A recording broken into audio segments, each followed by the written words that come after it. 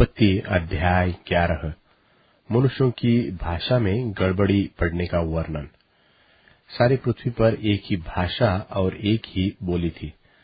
उस समय लोग पूर्व की ओर चलते चलते शिनार देश में एक मैदान पाकर उसमें बस गए। तब वे आपस में कहने लगे कि आओ, हम ईंटें बना बना के भली भांति आग में पकाए।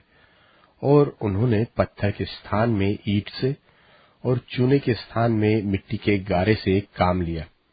फिर उन्होंने कहा, आओ, हम एक नगर और एक गुम्मट बना ले, जिसकी चोटी आकाश से बातें करे। इस प्रकार से हम अपना नाम करें, ऐसा न हो कि हमको सारी पृथ्वी पर फैलना पड़े। जब लोग नगर और गुम्मट बनाने लगे, तब इन्हें देखने के लिए यहोवा उतर आया। और यहोवा ने कहा, मैं क्या देखता हूँ कि सब एक ही दल के हैं और भाषा भी उन सब की एक ही है। और उन्होंने ऐसा ही काम भी आरंभ किया। और अब जितना वे करने का यत्न करेंगे, उसमें से कुछ उनके लिए अनहोना न होगा। इसलिए आओ, हम उतर के उनकी भाषा में बड़ी गड़बड़ी डालें कि वे एक दूसरे की बोली को न समझ सके। इस प्रकार यहोवा ने उनको वहां से सारी पृथ्वी के ऊपर फैला दिया और उन्होंने उस नगर का बनाना छोड़ दिया। इस कारण उस नगर का नाम बाबुल पड़ा, क्योंकि सारी पृथ्वी की भाषा में जो गड़बड़ी है, सो यहोवा ने वही डाली। और वहीं से यहोवा ने मनुष्यों को सारी पृथ्वी के ऊपर फैला दिया। शेम की वंशावली। शेम की वंशावली यह है। जल प्रलय के 2 वर्ष पश्चात जब शेम 100 वर्ष का हुआ, तब उसने अर्पक्षद को जन्म दिया। और अर्पक्षद ने जन्म के पश्चात शेम 500 वर्ष जीवित रहा। और उसके और भी बेटी बेटियां उत्पन्न हुई। जब अर्पक्षद 35 वर्ष का हुआ, तब उसने शेलह को जन्म दिया। और शेलह के जन्म के पश्चात अर्पक्षद 403 वर्ष और जीवित रहा। और उसके और भी बेटे बेटियां उत्पन्न हुए। जब शेलह 30 वर्ष का हुआ, तब उसके द्वारा एबेर का जन्म हुआ। और एबेर के जन्म के पश्चात शेलह 403 वर्ष और जीवित रहा। और उसके और भी बेटे बेटियां उत्पन्न हुई। जब एबर 34 वर्ष का हुआ, तब उसके द्वारा पेलेग का जन्म हुआ। और पेलेग के जन्म के पश्चात एबेर 430 वर्ष और जीवित रहा। और उसके और भी बेटे बेटियां उत्पन्न हुई। जब पेलेग 30 वर्ष का हुआ, तब उसके द्वारा रू का जन्म हुआ।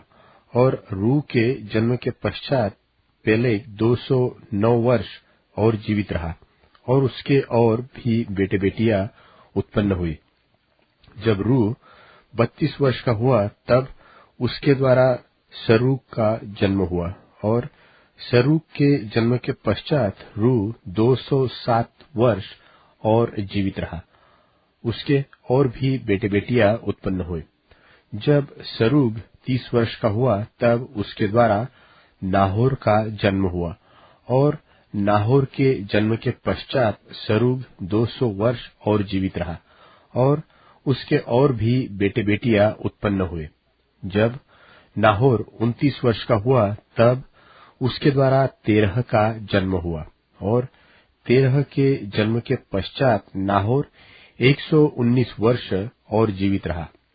और उसके और भी बेटे बेटियां उत्पन्न हुए। जब तक तेरह 70 वर्ष का हुआ, तब तक उसके द्वारा अब्राम और नाहोर और हारान उत्पन्न हुए। तेरह की यह वंशावली है।